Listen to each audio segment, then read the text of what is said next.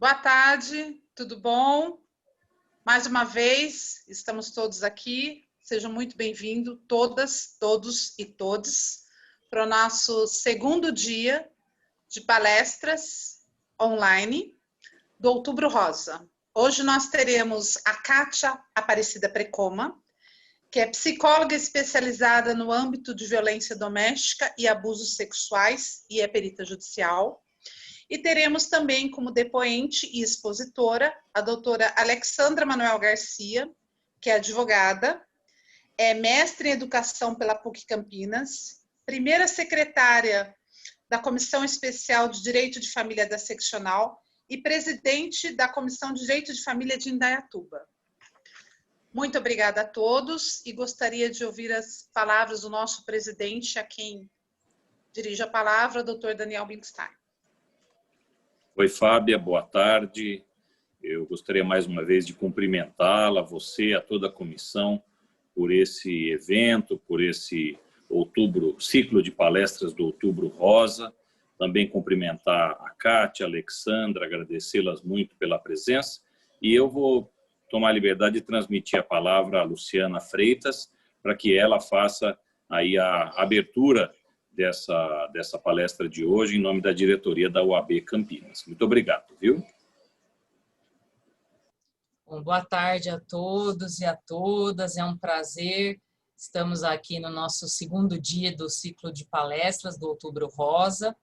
É realmente muito bom contar com o apoio das comissões temáticas, em especial nesse evento da Comissão da Mulher Advogada, que é capitaneada pela doutora Fábia Bigarani, sempre muito dedicados, em especial nesses meses que são mais destinados aí a falarmos do tema mulher e eventualmente, questões de violência doméstica, questão das doenças, né, que mais afligem aí as mulheres. Então, sempre muito preocupada, né, a comissão e a doutora Fábia, na organização de eventos pertinentes para discussão, para conversa, para esclarecimento a respeito de todas essas questões. Então, é um prazer muito grande que esse evento esteja acontecendo. Gostaria de agradecer a todos os membros da diretoria, os meninos que sempre estão dispostos a ajudar e sempre estão dispostos a encampar aí as nossas ideias para os nossos eventos, né? O Daniel, o Cláudio, o Ivan e o Paulo. Muitas vezes nós não conseguimos ao mesmo tempo estar os 5 no evento, mas com certeza o apoio para que tudo aconteça é sempre muito existente. Gostaria de agradecer a Carolina, a Andressa e a Miriam, são as nossas meninas superpoderosas aqui dos eventos. Elas realmente nos ajudam com toda essa parte da tecnologia, da organização da sala. Então, isso realmente, da sala virtual, né? Isso realmente faz a diferença. E agradecer no dia de hoje a doutora Kátia, a doutora Alexandra, que vem aqui prestar os esclarecimentos necessários, né? Infelizmente, para o tema que precisa da nossa atenção, né? Precisa da nossa reflexão e especificamente também, acho que conscientização, né? Do quanto o exame é importante, a investigação e também o depoimento, né? Da doutora Alexandra, que está aqui realmente para fortificar a todas nós em especial, né? Do quanto é possível a gente passar por uma etapa ruim, vencer essa etapa e voltar novamente aí para os atos da vida, né, Alexandre? Então, isso é muito importante também. Então, passo a palavra aí à doutora Fábia, eu não sei como vai ser a ordem, para que a gente possa dar início aos trabalhos. Obrigada, Luciana, muito obrigada, Daniel. Agradeço a diretoria por sempre apoiar a comissão e todas as comissões que nos permitem realizar todos os nossos trabalhos, sejam dentro da advocacia ou seja com a comunidade, trabalho social em campo. Muito obrigada. Agradeço a todos os funcionários da OAB, principalmente a Carol, a Andressa e a Miriam, por todo o apoio e suporte. Agradeço a São Paulo também por todo o apoio e suporte. E gostaria de pedir para vocês, todos e todas e todas que ingressarem, para preencher os formulários e enviar uma vez só, a pedido da Carol, para participar do sorteio que nós teremos ao final, de parceiras de eventos nossos que nos brindaram com brindes e vouchers de produtos e serviços, e também para que possam obter o seu certificado através do preenchimento desse formulário. E com vocês, sem mais delongas, eu passo a palavra à doutora Kátia e logo em seguida a doutora Alexandra. Muito obrigada e bom evento a todos. Boa tarde, doutora Fábia, doutor Daniel, doutora Luciana, a minha querida amiga, doutora Alexandra, que essa é demais, né, gente? Ela sempre tem uma novidade, né? Eu falo que a Lê sempre nos surpreende, né? Com a garra dela, sempre ela tem um testemunho novo para nos dar. E nessa tarde eu tenho certeza que vocês vão se emocionar com o testemunho, com o depoimento da doutora Alexandra, logo após o que eu vou explanar aqui para vocês sobre os aspectos psicológicos, né? E aí eu tinha que escolher um tema. E quando eu falei com a doutora Fábia, a Fabi, carinhosamente, que é assim que a gente se trata, né? E novamente ela me convidou para fazer parte do ciclo de palestras. Eu fiquei muito feliz. Aí eu pensei, nossa, vamos ter que nos reinventar, que agora tudo é online. Para quem está acostumado a mexer mão, a interagir, vai ter que ser tudo online. E aí eu pensei, câncer de mama, e coloquei como título, Vencendo o Medo em Tempos Difíceis. Por quê? Porque sempre falar de câncer é falar também de medo, né? E esse ano eu tive que me deparar com o seguinte lá no consultório. As minhas pacientes eram um grupo de risco, então, porque a gente estava em época de pandemia, ainda estamos aí, acredito que em breve teremos notícias boas, né? Teremos vacina, tomara que breve. E aí eu tinha as minhas pacientes apreensivas, porque já tinham o diagnóstico do câncer, estavam em tratamento, e aí elas me perguntavam, Kátia, e agora? Agora eu sou grupo de risco, eu não posso vir nas sessões com você, e como é que a gente faz? Porque as sessões eram presenciais, né? E aí como é que a gente faz, psicóloga? A gente se reinventa, a gente faz sessão online, e a gente traz conforto, escuta, porque minhas pacientes não podiam ficar desassistidas.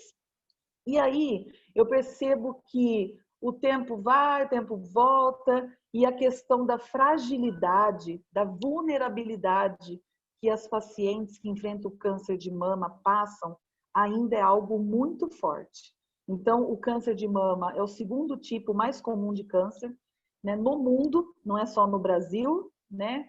E a gente precisa falar disso, precisa falar de tratamento, e ainda é muito forte. Antigamente, quando se falava em câncer, eu lembro que minha avó, minha mãe, ninguém falava câncer, eles falavam aquela doença. É como se eu falasse câncer, eu estaria te dando um diagnóstico de morte. E hoje ainda eu percebo que dá um nó na garganta quando elas têm que falar para mim, eu tô aqui, encaminhada pelo meu médico, porque eu tenho câncer. Fica aquele silêncio, né, de alguns minutinhos ali, para ela digerir, para ela fazer a escuta do que ela está falando para mim, né? Eu anotei aqui o que eu percebo dos maiores impactos das minhas pacientes, né? Então, eu coloquei que o primeiro impacto que eu ainda observo é o medo da morte. Elas sabem que existe tratamento, elas sabem que quando isso é descoberto logo no início, as chances de cura são enormes, mas elas ainda têm o medo da morte. E aí as perguntas são, Kátia, e o que vai acontecer com o meu filho? As que têm filhos, né? Quem vai cuidar dos meus filhos? Porque eu já não estou bem. E se acontecer alguma coisa comigo? Kátia, e se o meu marido me largar? Então, são esses tipos de pergunta que há anos eu ainda escuto.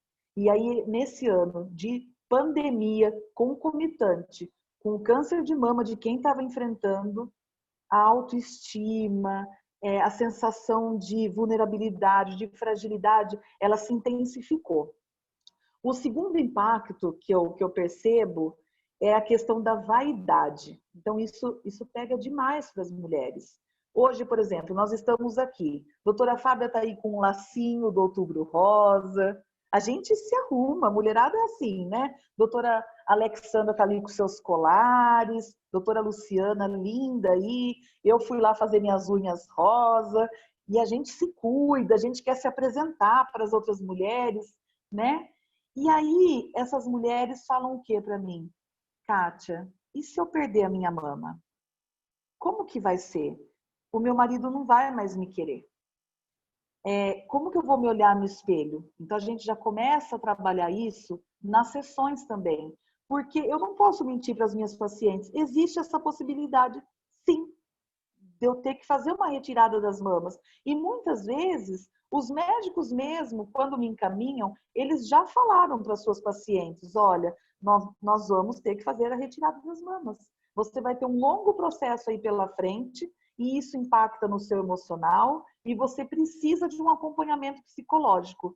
Então, algumas delas chegam devastadas lá na clínica, porque elas falam isso. Kátia, eu já conversei com o meu marido, mas como que vai ser o depois?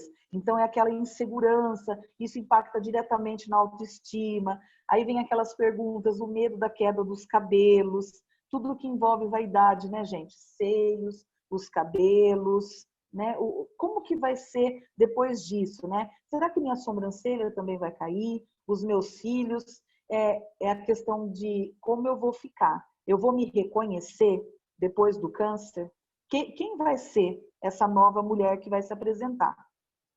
O terceiro impacto que eu coloquei aqui, elas falam muito para mim assim, é o apego que elas têm com determinada parte do corpo.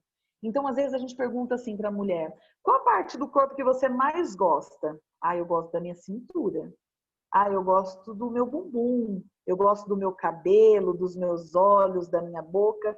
E aí eu tenho mulheres que o que elas mais gostam são os seios. Então eu vou ter que trabalhar com essa mulher a questão da aparência, a questão do novo, do se adaptar. Por quê? Muitas entram lá no meu consultório ainda com os seios. A gente faz todo o processo de tratamento e elas retornam depois sem os seios. E eu percebo que a forma que elas me olham é diferente, porque elas já observam até como a psicóloga vai olhar. Se eu vou olhar diretamente para o seio, como se algo ali estivesse faltando, como de fato está, mas qual é o meu olhar? Se é um olhar de piedade, se é um olhar de acolhimento, se é um olhar de aconchego, eu percebo isso claramente nas pacientes. E eu sempre, como a gente também faz contato com familiares, muitos esposos, né, companheiros, namorados, eles acompanham as suas mulheres, as suas companheiras, nas consultas com o médico e também eles acompanham lá comigo, porque eles fazem parte desse processo, quem tem um companheiro. E aí eu preciso conversar com eles, porque eles são figuras importantes ali. As que não têm um companheiro, algumas residem ainda com os pais, né? Porque o câncer afeta mulheres de todas as faixas etárias, né? Eu já atendi mulher jovem que teve câncer, né? Que estava aí fazendo um tratamento para endometriose, né? Aí descobre um mioma, olha que loucura. E naquele pré-cirúrgico do mioma, algo mais. E aí a gente muda todo o foco. Então eu preciso conversar com esses pais, aonde essa menina mora, o suporte que ela vai precisar. E essa nova adaptação, né? Para que não se olhe com piedade, se olhe com amor, que a gente acolha, que a gente seja otimista, que a gente fale de vida. Porque o tempo todo, desde a hora que eu comecei a falar com vocês aqui hoje, eu estou dizendo o quê? De morte, né? Que elas chegam lá com a sensação de que elas vão morrer. Então eu preciso que alguém trate isso de fato, da necessidade do tratamento, mas que sejamos otimistas, né? Que a gente esteja ali, imagine nós mulheres, a gente tem que acolher essas outras mulheres, né? Se colocar à disposição. E eu sempre falo da questão da empatia. E se fosse comigo? O que eu gostaria de ouvir? E se fosse com uma irmã minha, com a minha mãe, com uma amiga próxima, como eu gostaria de ser tratada? Eu ia querer só um colo para chorar? Porque eu tenho esses momentos também, gente. Tem paciente que chega lá e são 2 sessões só de choro. Porque elas falam assim, eu não posso chorar no meu trabalho, porque eu não posso perder esse trabalho. Eu não posso chorar na frente dos meus filhos, porque eles são pequenos e não entendem. Eu não quero que o meu marido veja. E eu também não posso deixar minha mãe nervosa, porque ela já é idosa.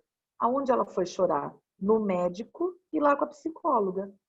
E aí ela está verbalizando, a gente fala que é a linguagem não verbal, né? Deixa chorar, senta lá, dá uma aguinha e nós vamos acolher esse choro também.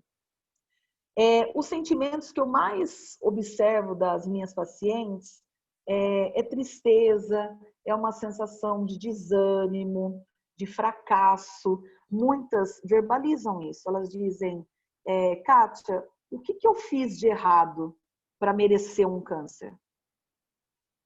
Triste isso, né? Você não fez nada de errado para merecer um câncer. A gente não deseja um câncer para ninguém, né?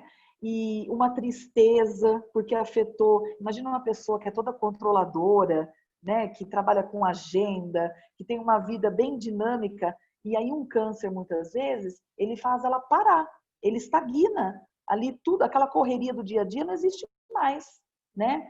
Algumas ouvem comentários infelizes também de colegas, então a gente tem que estar atento, viu?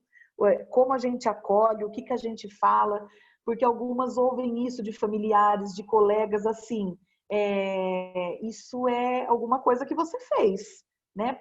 Então, você vê como essas coisas, parece que eu estou falando de anos-luz atrás, né?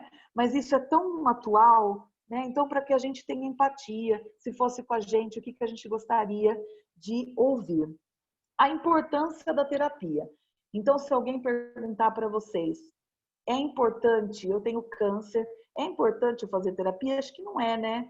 É muito importante, gente. É muito importante o apoio familiar, é muito importante a questão da espiritualidade de cada um, porque isso também interfere no tratamento, em como aquela mulher vai reagir a todo o processo, né?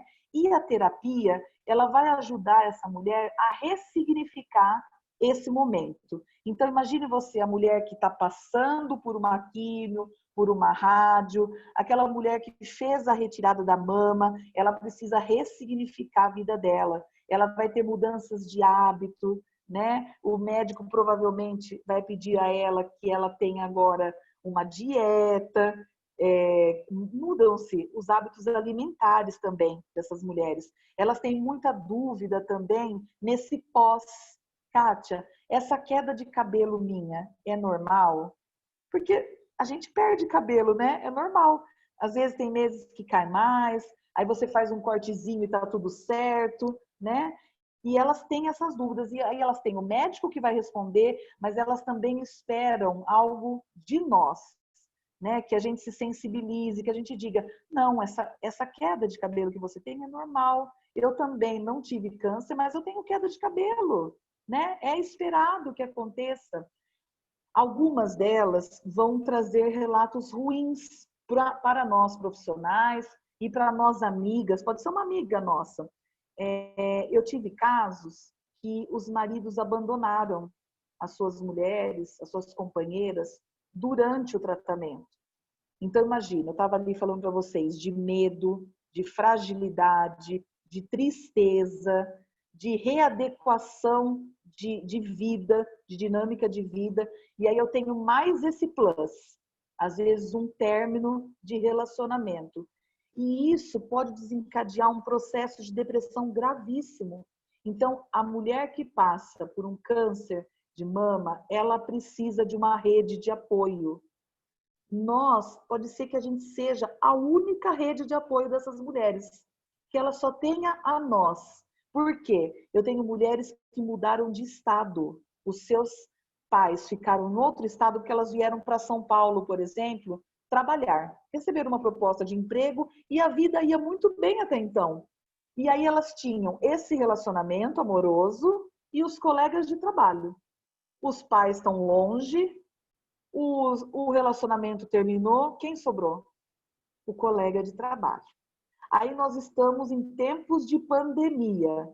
Ela tem a sessão online com a psicóloga e cadê essa amiga? Então, às vezes, a gente precisa lembrar, porque a gente fica no automático, né? É até uma poluição visual, de bom dia, boa tarde, boa noite, e a gente compartilha memes, compartilha mensagens, às vezes vai no automático. Então, o que eu gostaria de pedir a vocês? Que essa colega que a gente sabe que ela está passando por esse processo, que a gente tenha uma atenção especial. Nós podemos encaminhar a mesma mensagem, mas algo além da mensagem, do nosso coração, né, pessoal para ela. Eu estou aqui orando por você, né?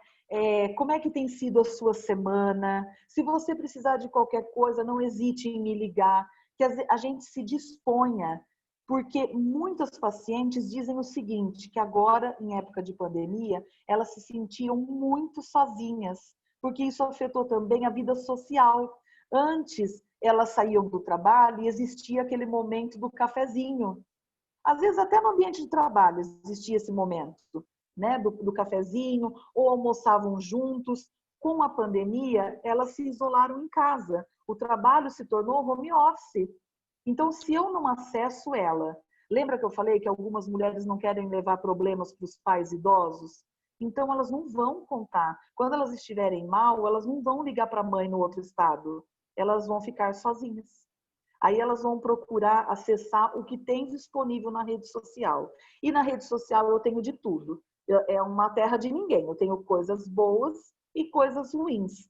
Então, que a gente faça a diferença na vida de mulheres, também levando uma mensagem de otimismo, de disponibilidade, de escuta para elas.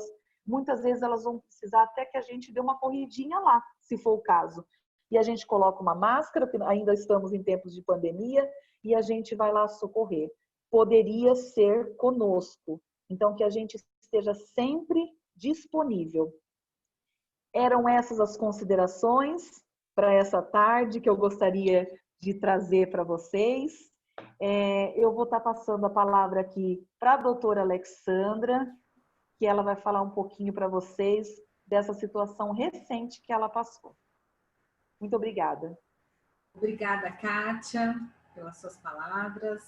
Acho importante essa solidariedade entre, né, as mulheres, não só entre as mulheres, porque a gente fala muito do câncer de mama, da mulher, claro, né, que o índice é muito maior, mas a gente tem que lembrar também que o homem também pode ter câncer de mama. E aí a gente descobriu isso numa pergunta no médico com o meu marido, mas eu vou começar aqui o meu caos, né, como diz a minha avó.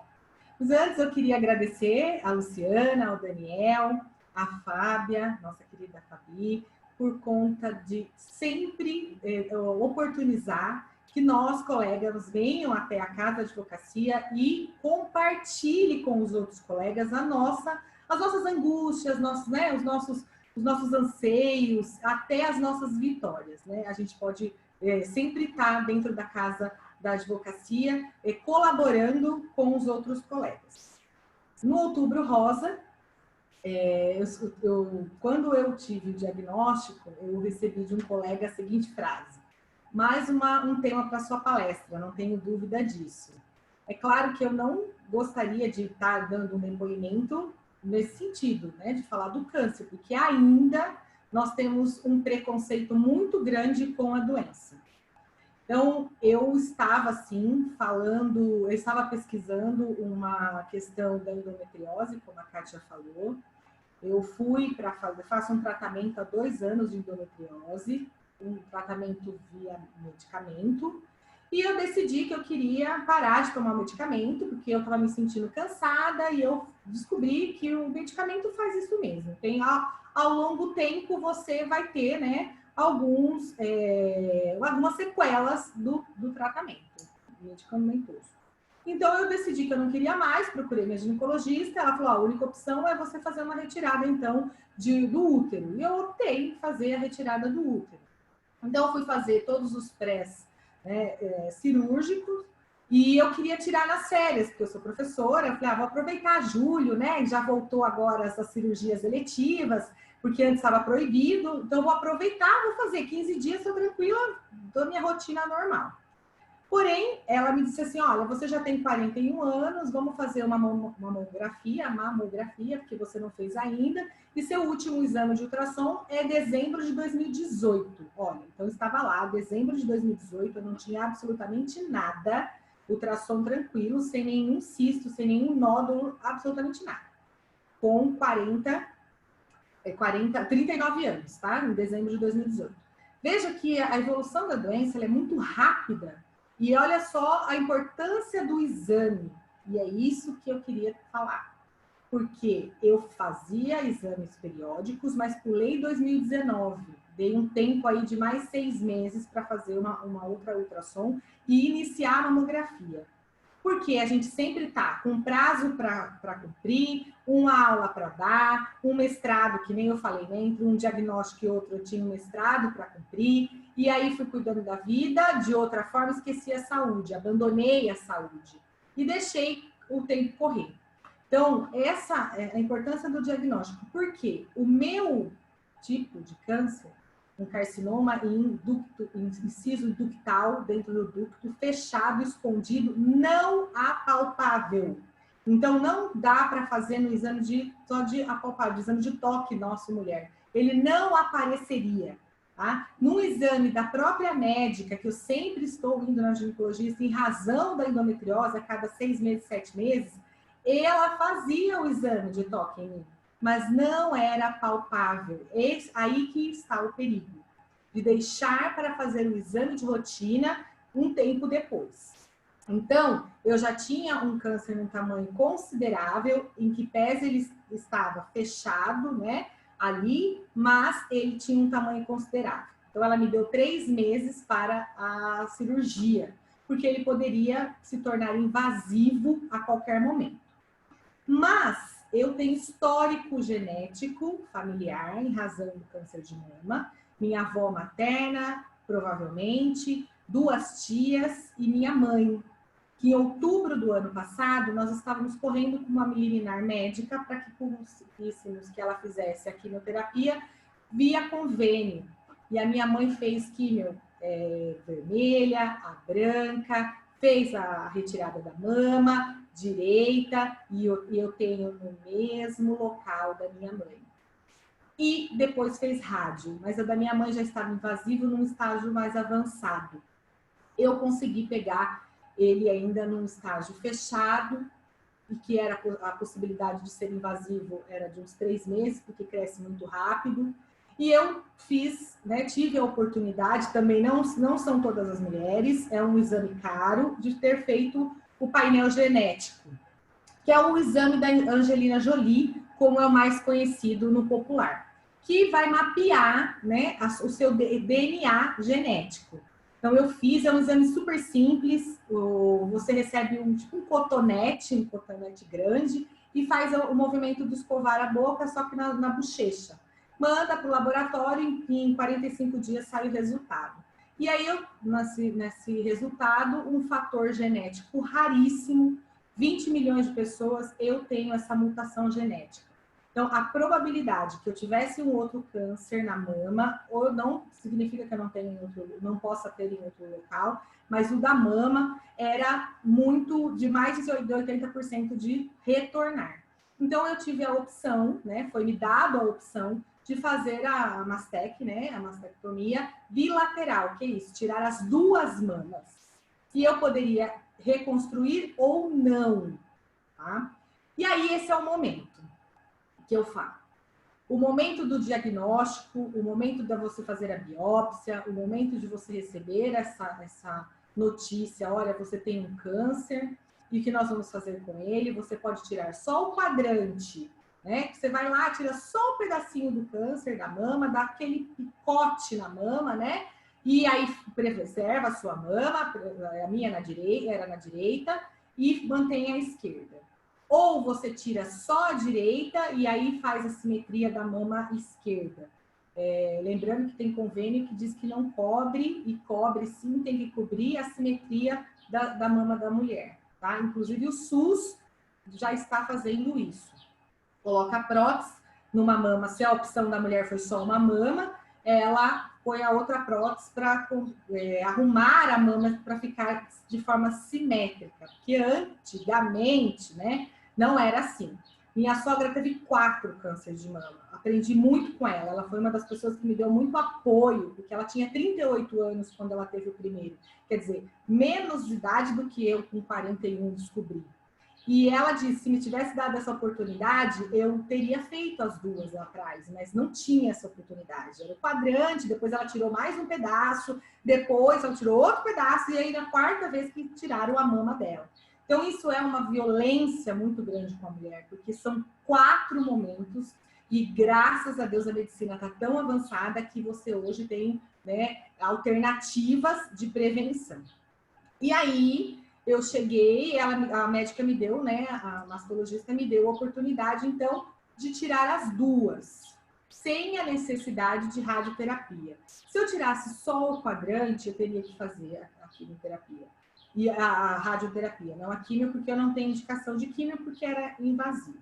Esse momento de você decidir o que você vai fazer com a sua mama, em que pé seja o protocolo médico, ouvir do médico, né, da equipe médica, que você vai tirar a mama, e que você precisa conversar com o seu companheiro, com o seu marido, para decidir, em razão de que mulheres são abandonadas, né? Ou elas abandonam o tratamento, isso que me deixou assim extremamente chocada com isso, com o assunto, tanto que depois eu fui estudar, né? Fui procurar pesquisas, conversei com outras mulheres, hoje faço parte de um grupo de apoio de câncer de mama da internet, no Facebook, eu procurei e conversei com a administradora e fui admitida, porque eu queria ouvir outras mulheres.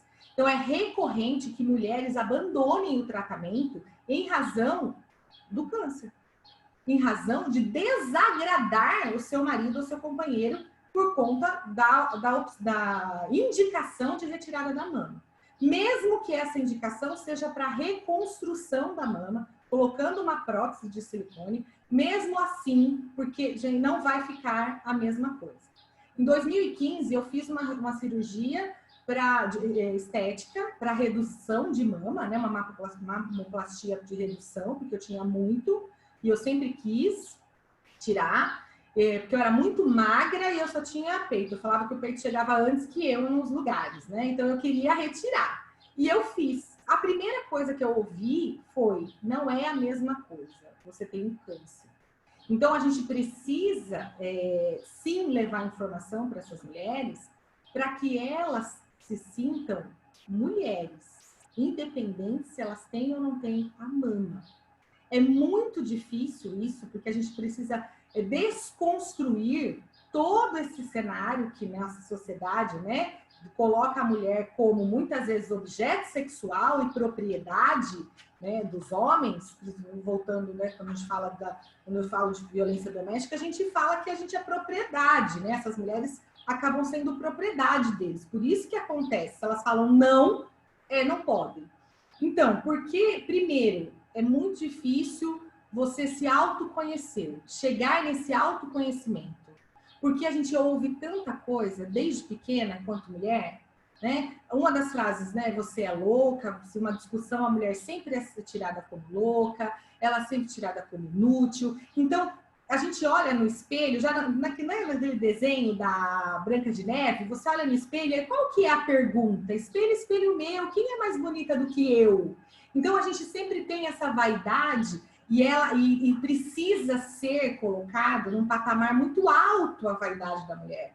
E é isso que, nesse momento da escolha do que vamos fazer, traz essa fragilidade e essa vulnerabilidade. Eu tive medo da morte? Eu não tive medo da morte, gente. Eu tive medo do que ia acontecer com aqueles que ficassem. Eu tinha medo. Então, na minha cabeça, eu fiz uma lista de afazeres. Então, eu consegui fazer todos os meus prazos antes da cirurgia. E ainda tive a graça de receber o meu primeiro livro, né? Eu sou coautora de um livro. Foi no mesmo, um dia antes, no dia 10 de setembro. Eu fiz a cirurgia dia 11. E eu deixei um recadinho, dei para as meninas aqui do escritório, dedicatória, parecia que eu estava me despedindo. Né? Vou morrer amanhã, estou deixando o meu legado. Então, eu fiz essa lista de afazeres. Conta de banco, né? O que foi, eu falei para meu marido, está aplicado dinheiro em tal lugar. E isso não deixa de ser o medo da morte. Né? Mas era o medo do que poderia acontecer comigo. A cirurgia é muito invasiva. Eu fiquei a cirurgia em si, ela demorou quase 8 horas, mais 2 horas de recuperação. Então, você fica muito tempo, né, exposta. Eu tive medo de pegar uma infecção hospitalar, de pegar um Covid, claro que eu tive. Eu tive medo do abandono depois que me falaram isso no médico. Até então, eu não tinha pensado absolutamente nada disso.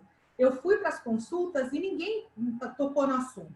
No momento que a médica pediu para que a gente conversasse, eu e meu marido conversasse para ver se era isso mesmo que nós queríamos, e a resposta dele foi pronta, a médica falou, eu não tenho que decidir nada, quem tem que decidir é ela e é saúde, né? Esse medo passa, você começa a pensar, poxa, será que ele vai me abandonar? Então, esse momento é um pouco pesado, foi pesado para mim. Eu tive momentos de tristeza, sim, mas eu nunca questionei, isso eu falo sempre, eu nunca questionei o porquê comigo. Eu não sei se é porque no meu caso, eu tinha já em mente que era um fator genético que poderia acontecer comigo, então ao longo dos anos a gente vai, né, trabalhando, e depois da minha mãe, mas eu tive medo quando a minha mãe estava com o câncer. A minha mãe tocou o sino uma semana antes, né, o sino da cura, uma semana antes da minha, ela saía e eu entrava. Mas eu tive medo de perder a minha mãe. O medo da morte era perder a minha mãe. Sim, esse medo eu tive, né? E aí, a gente escuta, né? A Kátia falou, a gente escuta muitas coisas. Escuta. Eu escutei do tipo assim, mas também, olha o que a sua mãe te transmitiu, né? Que vem da sua mãe isso, de familiares. Ou se não, você anda em muitos lugares, né? Você dá aula como você está perto de muita pessoa, você deve ter pegado isso de alguém. Gente, não pega de ninguém, eu não tô pegando manga no pé, eu falei, né?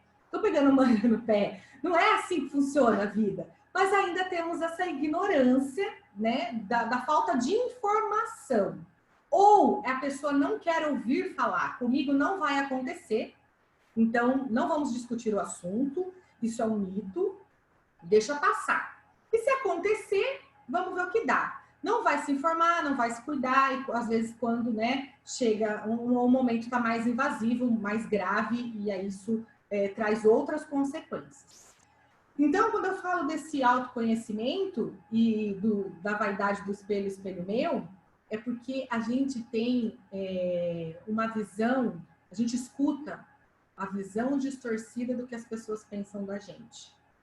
Então, todas as frases que a gente usou, que a gente ouviu a vida inteira, elas todas se repetem nesse momento que você está ali, vulnerável. Então, você é um fracasso, você é uma inútil, o que será de você? Eu ouvi o que será do meu escritório, eu ouvi de cliente, e agora o meu processo, como que vai ficar? Né? Eu tenho uma equipe, eu sabia que eu poderia ficar 1 ano sem estar no escritório, que a minha equipe daria conta. Mas o seu profissionalismo é colocado em prova, o seu casamento é colocado em prova, a sua maternidade é colocada em prova, é tudo. Então, você é muito violentada, não pelo câncer, mas pela sociedade. Fora isso, as pessoas já começam a te perguntar, seu cabelo vai cair? O que você vai fazer? E agora? Né? Então, são as coisas que nós não deveríamos perguntar. Num dia que eu contei para várias pessoas, primeiro para os amigos próximos, depois eu fui aumentando o meu leque para contar, E conforme eu fui estudando sobre o tema, eu descobri a importância de falar para outras mulheres. Aí eu fiz uma postagem no Facebook. Quando eu fiz essa postagem no Facebook, eu recebi milhares de mensagens, né, do meu grupo, que eu sou professora, enfim, outros colegas. Alguns entenderam, outros não entenderam. Outros se penalizaram, sentiram uma dor que eu não estava sentindo e me passaram essa dor. Eu tenho uma amiga que está passando pelo mesmo problema, ela me contou muito tempo depois. Claro que cada um reage da notícia da forma que, né, se auto se conhece, se auto se vivencia, se auto se põe, né, eu falo, se auto se está aqui dentro desse mundo sociedade, como se porta aqui. Cada um reage da forma, cada um dá o que tem, né? Isso não é a frase? Cada um dá o que tem. E aí depois, né, vendo, eu mando para ela, desde quando eu soube da notícia, a cada 2 dias, passando para te deixar um abraço, passando para saber se você está bem, mesmo que ela não me responda, porque eu estou apenas compartilhando com ela o meu carinho com a pessoa. Então, o que a gente tem que, né, o que eu deixo aqui de mensagem? Foi difícil, foi muito difícil. Doeu, dói muito, né? Você se vê violentada, se vê toda cortada, mas eu venci, eu passei. Meu resultado já voltou, pós, né? Porque você faz uma biópsia antes e uma biópsia da peça que tira, do tumor pós, para ver como é que ficou. E voltou negativo, sem foco, sem câncer, acabou. Né? Daqui para frente, eu consigo viver com o que eu tenho. A princípio, eu não queria colocar prótese, mas aí você tem todo um atendimento psicológico, aí vai dar de encontro com a fala da Kátia, porque as pessoas vão te olhar, a primeira coisa que você não tem é a mama. Elas vão direto. Então, isso foi uma das, né, das frases que a médica me falou. E aí, ela me disse, vamos colocar uma prótese, mas não fica achando que você vai ficar turbinada, porque não fica, né? Isso que eu também escuto muito. Ah, mas viu, você saiu turbinada. Não, gente, é um câncer, não é um silicone para sair na Playboy, ok? E aí também teria o caso de ficar sem o bico, outra situação, que as pessoas vão ficar sem o bico. Gente, eu não vou sair em nenhuma capa de revista. Né? Então, se eu ficasse ou não com o bico, não teria problema. Mas também tem toda essa vaidade, tem as tatuagens que podem ser feitas. Mas o que eu queria deixar aqui é que a sua cabeça é que vai conduzir o seu tratamento. É a sua cabeça que vai comandar os soldadinhos que você está aqui, né, lutando para seguir. Peraí que eu me afoguei. Bebi um pouquinho de água. É a sua cabeça que vai conduzir como que você vai enfrentar o câncer. Então, não escuta nada, né? Eu escutei esses dias, gente, vou compartilhar aqui. A pessoa falou assim, eu marquei um horário com você, para você fazer lá, passar lá com o fulano, que ele vai curar você. Por favor, não façam isso com as pessoas. Você já teve uma segunda opinião? Não façam isso. Ela não está de brincadeira. Ela está sendo assistida por uma equipe médica. Eu tenho certeza que todas as mulheres que passam um exame com câncer estão sendo assistidas por uma equipe médica. Ela não precisa de uma segunda opinião, não é a sua que vai resolver. O que ela precisa é ser acolhida. Então, esperança ativa é o que a gente precisa compartilhar. Eu estou curada do câncer e queria apenas dizer o seguinte: o que me fez chegar aqui, dar esse depoimento, foi a minha esperança e a minha fé em Deus de seguir dias melhores. Muito obrigada.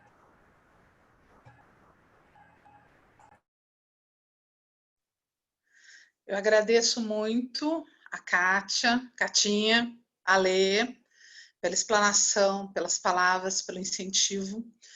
Quando eu convidei elas, eu sabia que eu estaria tocando na ferida, mas eu sabia que era necessário que as pessoas ouvissem. É muito difícil para as pessoas quererem se aproximar, como a Lê mesmo falou, querendo se aproximar do assunto câncer de mama. Hoje eu estou aqui na sede porque eu tive um problema interno no meu home com relação à internet.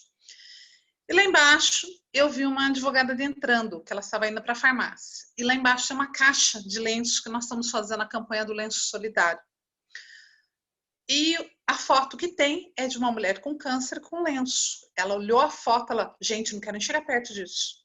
Como se, só de olhar, como se o câncer pegasse, entendeu? É como a Lê falou, você fugir do problema, você não querer discutir o problema, você não querer se informar do problema, não vai fazer com que você não possa ser uma possível vítima de câncer. Porque isso é de ordem mais genética, como ela mesma falou, do que qualquer outra coisa. Eu vou fazer as minhas considerações finais, passar para a doutora Luciana, voltar para as meninas, depois no finalzinho eu faço rapidamente o sorteio, tá bom, gente? Então, Lu, eu queria ouvir de você agora as suas considerações. Dizer que essas oportunidades são sempre muito importantes, né? Agradecer aí a doutora Kátia, a doutora Alexandra. Eu acho que são oportunidades sempre importantes quando a gente compartilha informações, né? Quando a gente compartilha experiências de pessoas que passam esse conhecimento e essa experiência de uma forma didática, de uma forma... Não adianta a gente falar de temas, né, que muitas vezes são científicos, especialmente no caso da doutora Kátia, e a gente começar a falar um monte de palavra que ninguém vai entender, né? Quer dizer, o conhecimento ele não ultrapassa, né? Então, eu acho que é muito importante, quando a gente fala de conhecimento científico, usar uma linguagem que seja acessível. E com relação a ler, exatamente, eu acho que se você transpareceu toda essa esperança e essa crença, né, na vida de que realmente tudo isso seria vencido, né? Então você, por mais que você tenha pensado em todas as organizações, eu te entendo perfeitamente, porque eu também sou assim, você já quer projetar tudo o que vai acontecer, porque você não sabe quando que você vai voltar, então né, quando precisa, enfim. Então acho que apesar de toda essa preparação, né, eu acho que o que mais ficou evidente no teu depoimento foi realmente a crença de que esse problema seria enfrentado e você estaria aqui como está, né, para compartilhar essa experiência. Isso que é muito importante, isso que a gente vê assim, como o ser humano pode ser assim, né? Olha só, né? Como a Lê deu o depoimento. Então, isso é muito tocante, viu? Te desejo aí uma ótima vida nova, etapa nova, né? E que você merece aí todos os louros, todas as conquistas, para que o seu caminho seja sempre iluminado, viu, Ale? Obrigada. Obrigada, tá? Meninas, minhas considerações finais para vocês. Catinha e Alê, depois vocês mandam para mim de volta, eu faço o sorteio, tá ok? Muito obrigada, meninas. Com vocês agora. Kátia? Bom, já deixar meu mega abraço, né, para a doutora Alexandra, a Alê, que sempre surpreende, né, que eu brinco com ela que tá igual coqueira, ela enverga, mas não quebra. Né, e vai para lá, vai para cá, enverga, mas não quebra. É demais essa mulher. Eu te admiro demais. Que Deus te dê muita saúde, né? Muita, muita, muita saúde. E a minha mensagem para as mulheres é: não tenham medo do câncer, porque existe um mundo de mulheres curadas. Alê.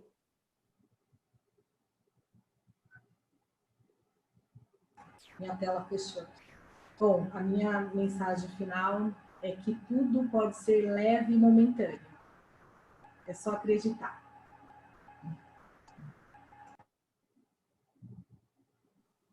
Meninas, mais uma vez, minha eterna gratidão. A Catinha e a Alê, além de grandes parceiras de palestras que nós fazemos de Maria da Penha, agora surgiu mais como diz a Alê, mais um tópico para se fazer, né? Sobre o câncer de mama. Uma gratidão eterna, embora eu seja amiga delas, cada vez que eu as ouço é um conhecimento, é uma emoção, eu tenho que dar aquela respirada, né? Então, eu vou para o sorteio, gente, e a Carol me informou que nós temos os 9 últimos inscritos. E como eu havia dito, os que tivessem até o final é que haveria sorteio. Para privilegiar esses 9, eu vou praticamente fazer a distribuição dos 9 prêmios que eu coloquei uma a mais aqui. Então, para o primeiro, vai ser 2 minis difusores. A Carol depois me passa a lista. Para o segundo, 2 minis difusores também. Para o terceiro, 2 minis difusores de ambiente também. Para o quarto, 2 mini difusores também de ambiente. Para o quinto, 2 mini geleias Doce Minas. Para o sexto, um perfume frasco Rolon, né, de 10 ml, de óleos essenciais da Terra. Para o sétimo, uma aula de maquiagem online da Mary Kay. Para o oitavo, um café gourmet do Café Entre Minas, de 500 gramas. E para o nono, um voucher de sessão de reiki ou de barra de access, o que a pessoa preferir, da Renata Mello, das terapias holísticas. Vou dar uma lidinha aqui para saber quem são, qual é a ordem, tá, gente? Para vocês também saberem quem são. Bom, vamos lá. Andréia Ribeiro é a primeira. Andréia Ribeiro Fernandes é a primeira, que ganhou os 2 mini difusores. A Carla Cristine Rio Fernandes, é a segunda, que ganhou também os 2 mini difusores. A Andressa ganhou também Cotrim Mancan, ganhou os 2 mini difusores. A Yoshi ganhou os 2 mini difusores. A Ana Paula Ramos ganhou as 2 mini geleias do Doce Minas. A Bárbara ganhou um perfume frasco Rolon de 10 ml de óleos essenciais da Terra. A Patrícia Domingues ganhou uma aula de maquiagem online da Mary Kay. A Barani de Camilo ganhou um café gourmet do Entre Montes, de 500 miligramas. A Melca Maria Amorim ganhou um voucher de sessão de reiki ou barra de access da Renata Mello. E nós estamos com mais 2. A Cláudia, não, mais uma, né? Cláudia Aparecida Almeida da Silva. No caso, eu vou colocar mais 2 mini difusores, né, de ambiente para a Cláudia Aparecida Almeida da Silva. Tá ok, gente? Para ficar assim 10 para todas as que ficaram até o final. Eu falo o seguinte, gente, para vocês retirarem todas as lives, vão ter sorteios. Os sorteios dos brindes ou dos vouchers vão ser entregues fisicamente, diretamente, pessoalmente, na sexta-feira, na sede da OAB, das 2 às 4 da tarde. A sede fica na rua Lupercio Arruda Camargo, 111, Jardim Santana. Então, eu aguardo as vencedoras para entregar e eu entregarei pessoalmente para vocês. Muito obrigada por todas, todos e todes que participaram. Muito obrigada, Catinha, mais uma vez, pela sua excelente explanação. Muito obrigada, Alê, pelo seu depoimento, que me emocionou, foi difícil segurar. Obrigada, Lu, pelo apoio da diretoria em todos os eventos. Obrigada, meninas, Carol e Andressa e Miriam, que são as funcionárias da OAB, por toda essa infraestrutura que sem vocês eu não conseguiria fazer essas lives. E gratidão a todos. Muito obrigada. Tenham uma boa tarde. Obrigada. Boa tarde.